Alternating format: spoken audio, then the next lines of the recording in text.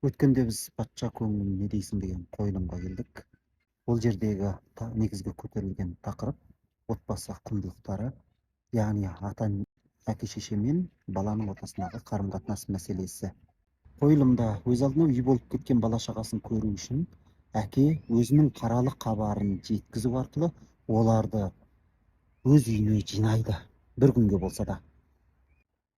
Осы қойылымның идеясына риза болған көрермендер қойылым соңында бірнеше минут толассыз шапалақ ұрып өзінің қойылымға деген құрметін, өнерге деген құрметін білдірді. Ренген қойылымды ойнаған актерлар мен актрисалар қайта сәлем салып, олар да өзінің ризашылығын білдіріп жатты. Қуантқаны көрерменнің отбасы құндылығына деген құрметі. Қойылымдағыдай күйге душар болмас үшін ата-ана баланы қалай тәрбиелеу керек? Бұл сұрақ бүгінгі ата-аналардың алдындағы ең өзекті сұрақтардың бірі деп есептеуге болады. Яғни ұрпақ тәрбиесіндегі бұл сұрақтың жауабын шеше алмаған ата-ана жетістікке жетуі екіталай.